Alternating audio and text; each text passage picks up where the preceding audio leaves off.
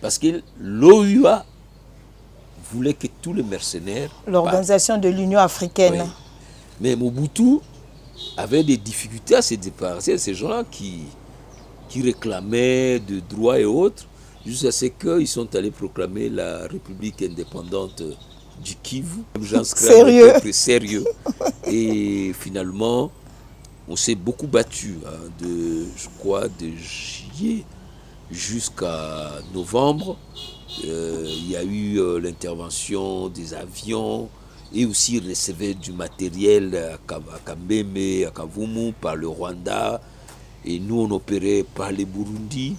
Et finalement, le général Moulamba, là, il n'était plus là, c'est surtout le général Massiala, mais qui a été aidé par de jeunes officiers. Hein, le général Massiala, un compagnon aussi de Mobutu. Un compagnon de Mobutu. Très brave officier. Okay. C'est lui qui a coordonné les opérations pour la libération de Bukavu. Et il recevait les instructions du chef d'état-major Malila, qui passait très souvent là-bas. Mais il y avait surtout des officiers braves, hein, des gens comme le major Potopoto, les lieutenants-colonels Tokwi, je crois. Et puis, il y a un jeune officier de la première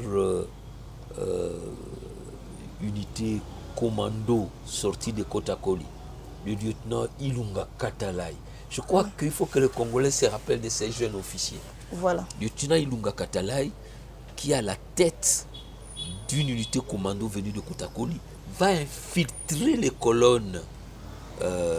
Il va percer la carapace de mercenaires. Ils étaient plus de 153 mercenaires avec un armement puissant et surtout des alliés congolais et autres diabos. Il va pénétrer, le lieutenant Katalai. Il y a entre-temps le lieutenant-colonel Yogo. Et puis, sous la conduite du général Massiala et les autres, et bien finalement, nous allons battre ces mercenaires. Et c'est la Croix-Rouge qui va négocier leur sortie vers le Rwanda.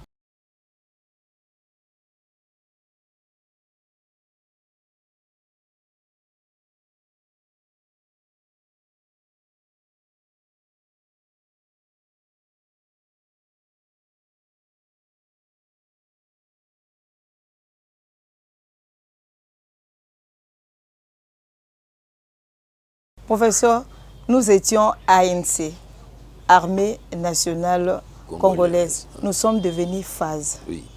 Comment est-ce que la force zaïroise d'abord, vous vous rappelez qu'en 71, 3Z, là on change le nom du pays de Congo à Zaïre. Le fleuve change aussi Congo en Zaïre. La monnaie aussi. Congo, franc congolais. 3Z. Voilà, le 3Z. Il y a même une avenue qui s'appelle 3Z. Donc à ce moment-là, il fallait changer le nom de l'armée. Oui. Mais le changement n'était pas simplement dans l'identité de nom, c'était aussi la philosophie. Mobutu adopte une posture où il devient le maître absolu. Oui. Le haut commandement qui était en train de l'encadrer, les Bobozo, ils sont devenus des compagnons de la révolution, donc ils sont retraités. Il y a une nouvelle génération d'officiers sortis des grandes écoles, l'école royale militaire, les officiers qui rentrent de formation de War College, Staff College, basique qui vient des États-Unis. Il a maintenant une force aérienne, des jeunes officiers comme le lieutenant Mbo qui viennent de l'Italie. Il y a des jeunes officiers qui viennent d'Arlon, de l'école royale militaire. Donc, il a acquis une puissance militaire extraordinaire qui s'accroît aussi avec une puissance politique. Il est le maître. Donc, on entre donc à partir de 71 là. Il y a aussi la zarianisation.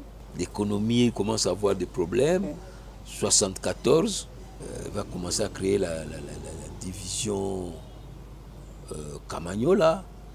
Donc, la physionomie de l'armée va faire que nous allons maintenant avoir une armée au service de l'individu, d'un pouvoir politique, d'un individu. oui. Et de cohésion vont commencer à serrer. On va commencer à parler des coups d'État manqués, des épurations. Tous ces braves officiers qui s'étaient battus à Bukavu, comme le major Biamwenze, sont arrêtés. Les enveloppes, on soupçonne les officiers du Kasaï de ne pas être loyaux. Il y a les officiers de... Donc, l'armée commence à avoir des problèmes. Donc là, on parle maintenant des trahisons. De trahisons, de problèmes. Et au sein de l'armée, la division Camagnola voilà. Qui vient avec notre REI, donc notre marche. Une armée qui était un bloc maintenant commence avec de nouvelles à se séparer, à se fragiliser. Venues de la Corée du Nord, alors que le nôtre était formé essentiellement dans les écoles occidentales. Le FAS va avoir des problèmes. Et très rapidement, on va avoir le guerre de Shaba. La guerre de 80 jours. 80 jours, d'abord, qui va dévoiler les problèmes au sein de l'armée. Le général Bumba sera limogé. Mais, et puis après la deuxième guerre de Shaba, la guerre de 6 jours. Mais toutes ces guerres font quand même voir certaines grandes figures qui apparaissent. Vous avez déjà parlé de Bumba. Oui. On y va. Le général Bumba, c'était en fait lui le responsable de ce qu'on appelait la DITRAC, la division de troupes aéroportées de choc. Lui-même était toujours en tête de cela, autour des défilés, d'autres. Mais à un certain moment, il va s'embourgeoiser aussi ces jeunes officiers capitaines qui étaient qu'on voyait dans les défilés. Bon, il sera soupçonné par le président Mobutu des notes internes, de conflits entre Mbouza et Mbandi. On dira qu'il avait recruté essentiellement des officiers, des soldats de sa tribu. Donc il y a déjà une division au sein de l'armée. Donc il y a une diffusion d'abord entre les officiers de l'Est qui ont fait l'objet de vastes épurations. Et finalement de l'Ouest, parce qu'on va aussi faire partir des officiers de l'Ouest. Et puis après, il y aura des fusions à l'intérieur du camp entre les Moussa, parce que il y a la province orientale qui monte avec les Babia, avec les Likulia. Et puis de l'autre côté, il y a des Moussa. Donc l'armée perd sa cohérence à cause de la politisation. Okay. Une politisation négative. La jalousie aussi. La jalousie. Mais nous allons à la guerre et des officiers se font, que ce soit le général Singa lui-même, ou que ce soit le général Dikuta et Bilansang, ou que ce soit surtout les colonels Ikuku Moboti, serpent de guerre, qui voit qu'on a miné les routes et puis prend ses chars, il met ça sur les rails. C'est pourquoi qu'on l'appellera serpent de rail. Voilà. Donc c'est pour ça. Mais il est mort toujours sur ce champ-là, avec un hélicoptère qui est tombé. On dit que l'hélicoptère a été saboté. Franchement. Oui, il y a des officiers pour lesquels il faudra se rappeler, comme le colonel Chibangu, qui était commandant du centre d'entraînement commando. En 67, je vous ai parlé d'un certain lieutenant Ilunga Katalai. Oui.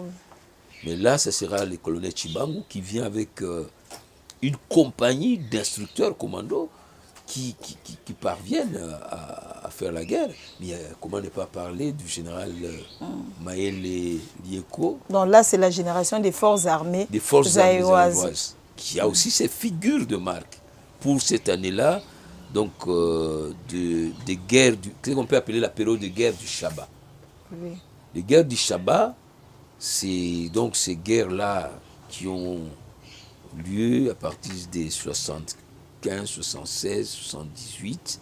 67. Oui. Donc 77, 77, 78. Oui. Et puis après, vous avez les guerres de Moba.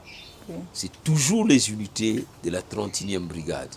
Nous avons une brigade qui nous a été montrée après la guerre du Shabbat par la Belgique, par la France, la 31e brigade, dont le premier commandant est le colonel Mayele. Et d'autres qui vont suivre. Il y avait des brillants officiers là-bas, la Zimangando, les Bamba, les Mayala qui vient de nous quitter, côté Mamda 312, dont une unité était basée. Mais professeur, quand vous relatez l'histoire de la guerre de Moba, la guerre de 1978 là, avec les troupes katangaises, donc les Chabiens à l'époque, mais comment est-ce qu'une armée qui était un peu fragilisée a pu remporter les victoires? Pour qu'on remporte les victoires, il y a eu d'abord énormément de pertes. Kolwezi a été occupé. Il y a eu même, si on parle de morts, qu'on a tué les officiers là-bas.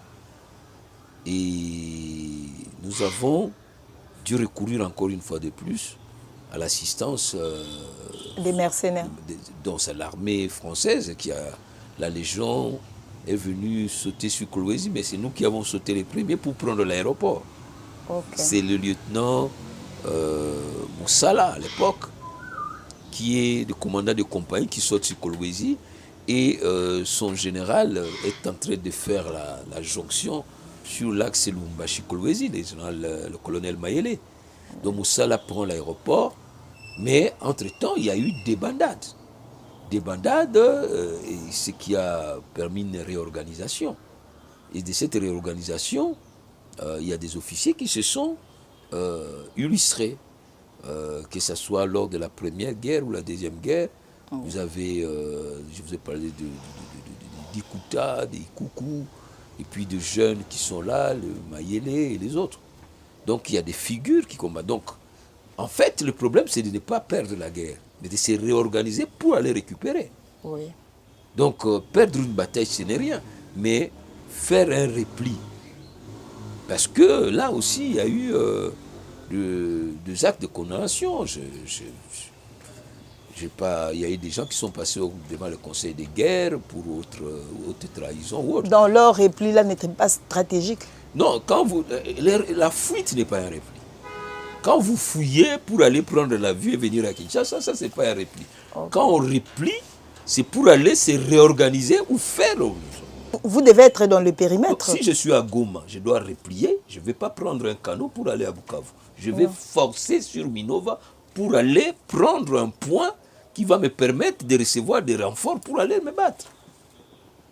Donc, je ne vais pas traverser en Burundi. Donc l'histoire Parce que même lorsqu'il s'est passé en 67 ou en 64, lorsque les officiers sont partis au Rwanda, le rôle du commandement, c'est de récupérer ces hommes, de les reconditionner et de reprendre la guerre.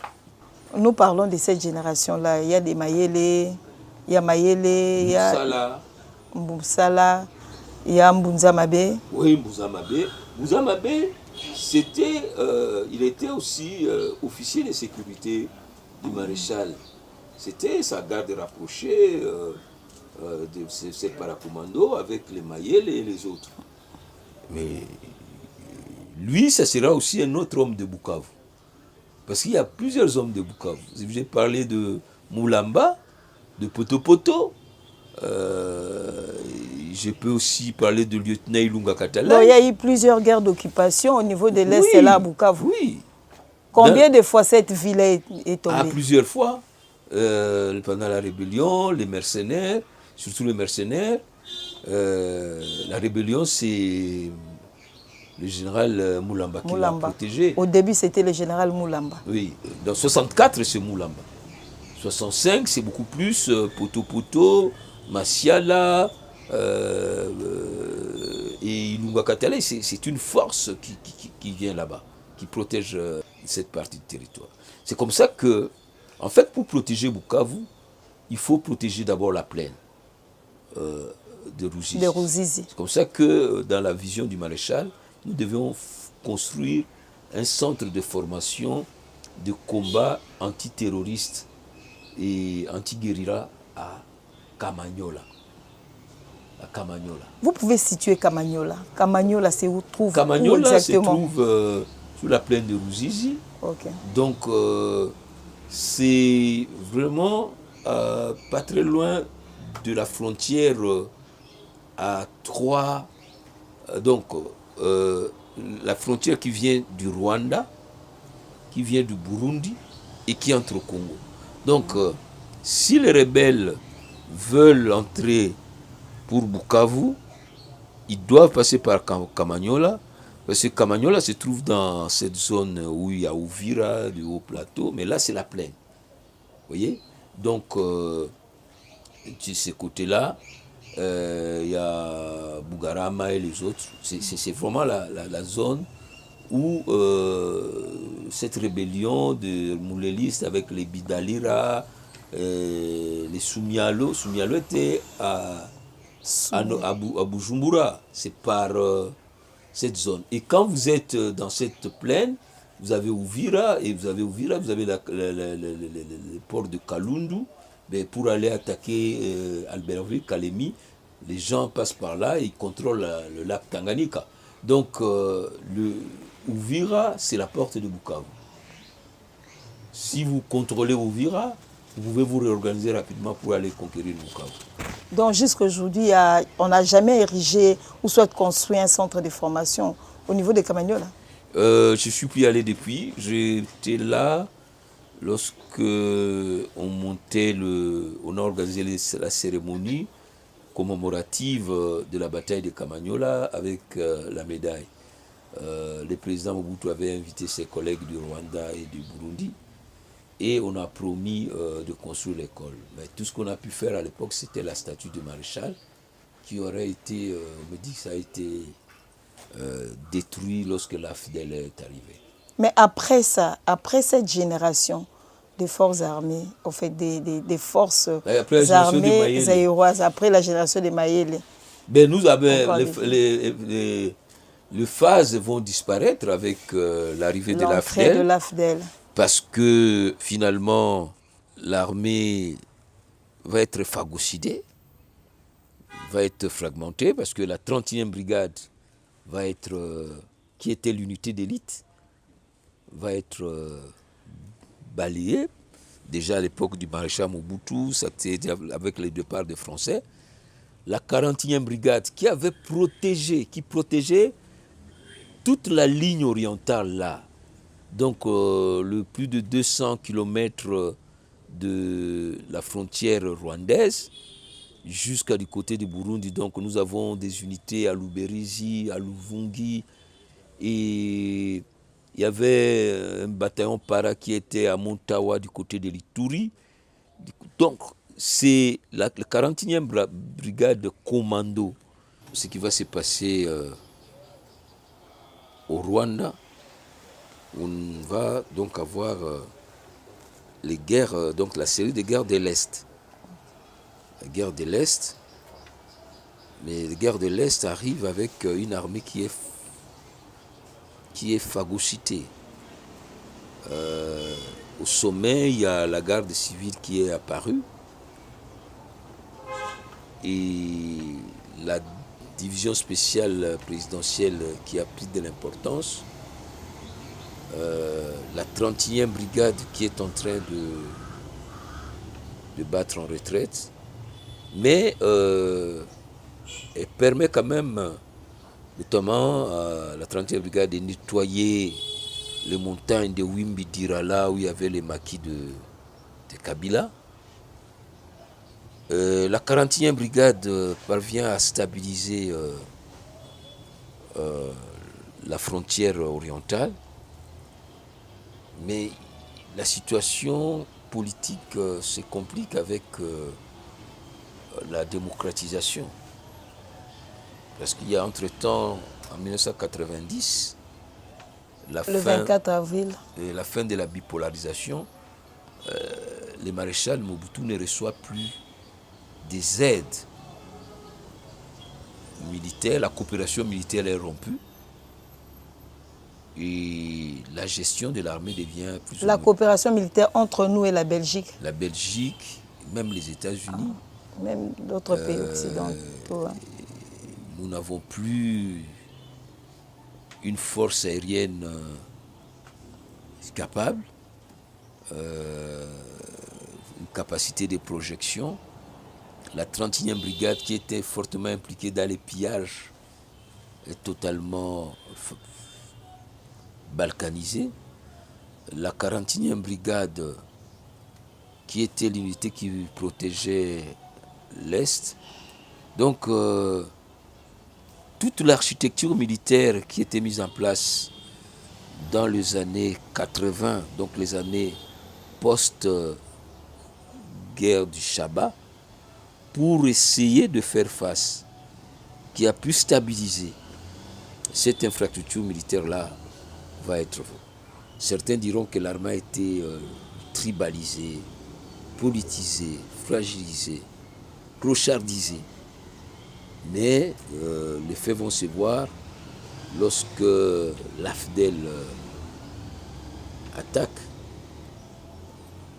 l'AFDEL avance et jusqu'à occuper Kinshasa. Il y a eu abandon d'ailleurs. Donc les militaires démotivés ont fait des replis pour ne plus reprendre la guerre. Donc ils fuient, ils ne replient pas, ils fuient.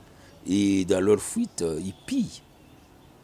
Les villes tombent comme un système de domino jusqu'à Kinshasa. Mais c'est la même situation que nous vivons aujourd'hui. Ben, j'espère qu'on en tirera les leçons.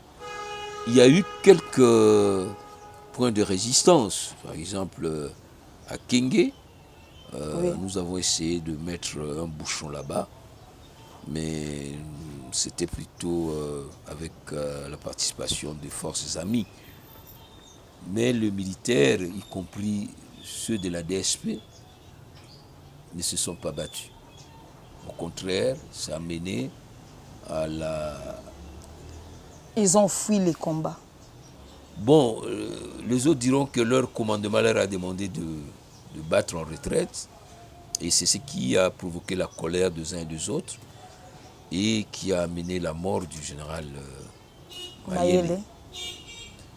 Donc, est-ce que pendant cette période, il y a eu des grands noms aussi, des figures emblématiques?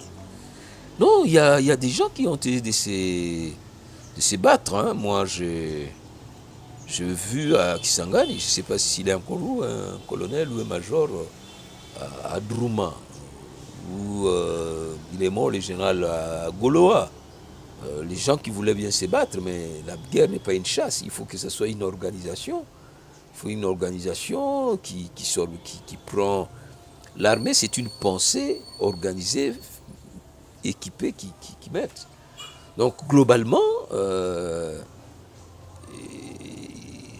de Lubérezi, où il y a eu les premières attaques, jusqu'à Kinshasa, il y a eu quelques résistances vers Kenge.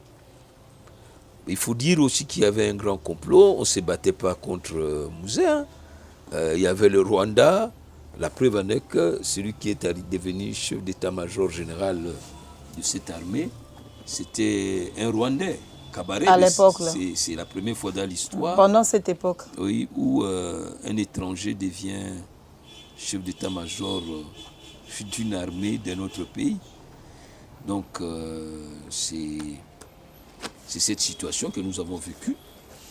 Et voilà donc comment l'histoire des phases va se terminer. Mais ce qui est regrettable est que les militaires qui posent les actes de bravoure meurent dans les champs de bataille.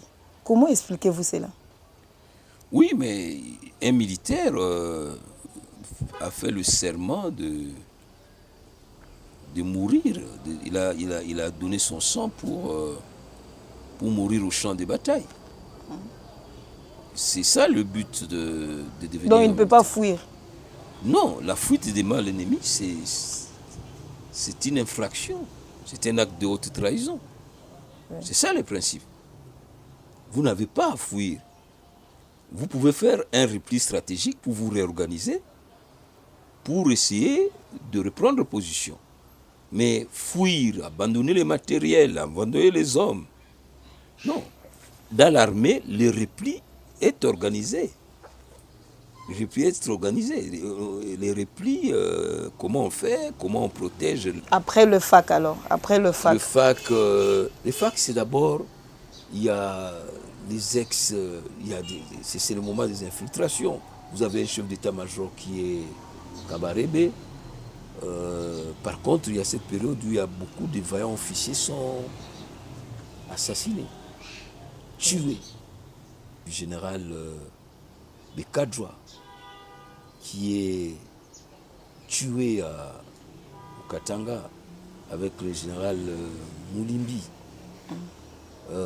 Ici à Mbanzangungu, des brillants officiers, des brillants, alors ceux qui ont fait des grandes écoles militaires en Belgique, comme le colonel Kadjouba, le colonel, c'était un artilleur aussi. Les officiers sont tués dans des conditions horribles. Donc c'est ces moments-là où l'armée, il y a les ex-phases qui sont considérés comme des traîtres. Il y a les Kadogo qui sont arrivés, qui aussi payent les prix avec les massacres qui sont tués et qui finalement vont tuer leur propre chef. Oui. Ils vont assassiner Mouzé. Mouzé, oui. Parce qu'il y a les Kadogo, il y a les ex-gendarmes. Il y a une désorganisation au niveau de l'armée. Les ex-gendarmes katangais, notamment avec les gens Numbi et d'autres, qui viennent aussi, qui entrent. Il y a les anciens maquisards, comme le général Louecha et les autres. C'est une armée dont la philosophie est de type populaire. Mouzé dit qu'il devrait lever une armée de 2 millions d'hommes. Il demande qu'on se prenne en charge. Mais ce sont ses alliés qui se sont retournés contre nous. Heureusement, lui, il avait d'autres alliés. Zimbabwe, et puis la Namibie, et même les Tchadiens qui sont venus. Mais entre-temps, les rebelles aussi, le RCD a amené les Rwandais, l'MLC a amené les Ougandais. Ce sera la première guerre africaine. Les désordres de la cacophonie. La première guerre africaine. Finalement, il va y avoir les accords de Lusaka en 2011 et les accords de Sun City où on va parler alors d'une armée intégrée qui devait être composée des éléments issus de tous les mouvements et groupes armés. Et le grand nom sous les FARDC. C'est les FARDC. Oui. Les grands noms sous les FARDC, cette armée qui a commencé pratiquement en 1997, on va avoir un grand effort, même si cet effort sera finalement fragilisé par les mixages, le brassage. Et les grands noms, vous avez des officiers comme le lieutenant-général Baouma, Mbamba, qui a organisé la lutte contre le M23 jusqu'à les écraser. Et vous pouvez citer un brave officier comme le lieutenant-colonel Mamadou Ndala et beaucoup d'autres anonymes. Beaucoup d'autres anonymes. Il y a beaucoup d'officiers compétents, mais qui sont parfois perdus dans cette marmaille. Et c'est ça qui nous amène à dire que nous avons besoin d'une armée refondée, forte, puissante. Nous avons un pays de 2 345 418 km². Un pays qui a 9 voisins. Un pays immensément riche. Et si vous êtes riche, vous êtes convoité. Merci, professeur, pour votre disponibilité. C'est moi qui vous remercie. Merci également à vous, chers téléspectateurs, de nous avoir suivis. Le rendez-vous est pris pour une nouvelle page d'histoire.